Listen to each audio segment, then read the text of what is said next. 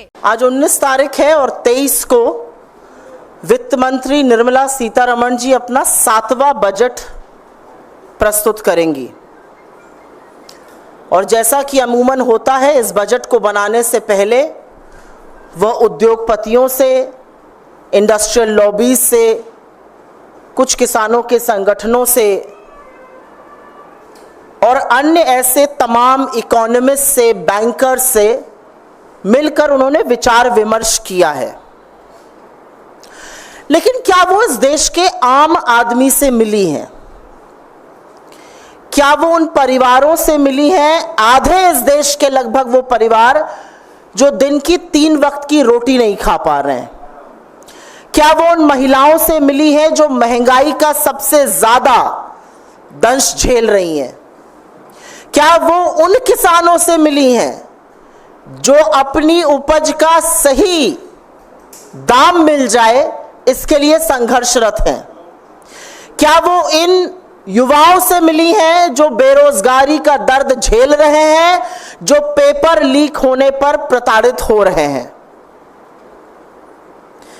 सवाल और लब्बो लबाब एक है कि क्या वो असल हिंदुस्तान से मिली हैं? और यह स्पष्ट है कि वो उनसे नहीं मिली हैं।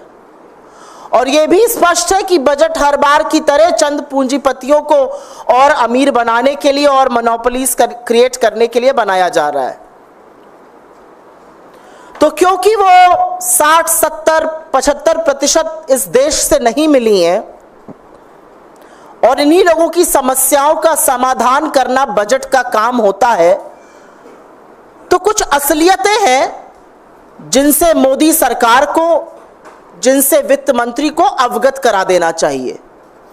एक छोटी सी कहानी है, एक छोटा सा वाक्य है, एक छोटा सा असलियत है इस देश की, जो हर कोने की असलियत है, जो बयां करती है, उसी को कहकर शुरू करती हूं। मार्च 2024 उत्तर प्रदेश के झांसी के रहने वाले किसान पुष्पेंद्र, छोटा सा उनका खेत था जो अमूमन किसानों का होता है, वहां पर मटर और गेहूं लगाते थे। हर किसान की तरह लगातार वो भी नुकसान झेल रहे थे और हर किसान की तरह उनकी आमदनी घट रही थी, उनका खर्चा बढ़ रहा था, क्योंकि खेती के उपक्रम पर जीएसटी है, डीजल महंगा है, खाद महंगी है, कीटनाशक महंगा है। तो उनके ऊपर करीब 1,04,000 का लोन हो गया। वो ये ऋण चुका नहीं पाए और उन्होंने अंत में थक हार कर आर्थिक तंगी के चलते आत्महत्या कर ली। फसल बर्बाद हो गई, मौसम खराब हुआ, ऋण बहुत था सर पे 1,04,000 का। वो पूंजीपति तो थे नहीं जिनका 16 लाख करोड़ माफ हो जाता, तो उन्होंने थक हार करके आत्महत्या कर ली। लेकिन इनके बारे में शायद वित्त मंत्री को, इनके बारे में शायद मोदी जी को, इनके बारे में सरकार को शायद पता ही नहीं है, तो बजट इनके लिए बनेगा ही नहीं। इस देश के 48% परिवार कहीं ना कहीं आर्थिक तंगी का सामना कर रहे हैं। ये मेरे आंकड़े नहीं है, ये लोकल सर्कल्स का आंकड़ा है, व्यापक सर्वे उन्होंने किया है।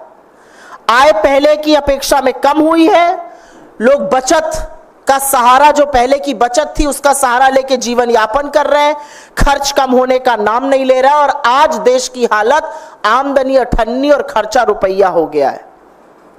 रोटी महंगी है, कपड़ा महंगा है, शिक्षा महंगी है, बिजली महंगी है, ट्रांसपोर्ट महंगा है, ये खर्च बढ़ते चले जा रहे हैं और विवश है परिवार अपनी भविष्य की जमा पूंजी को खर्चने के लिए।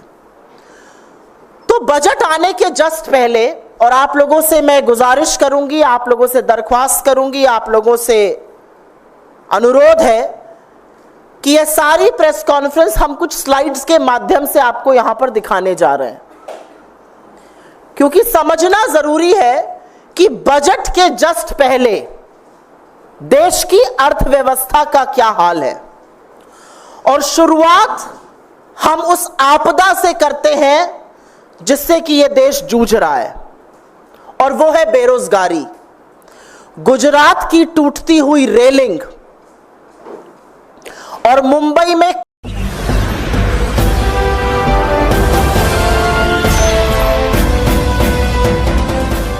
देख रहे हैं लाइव न्यूज 90 99 राष्ट्र सबसे पहले।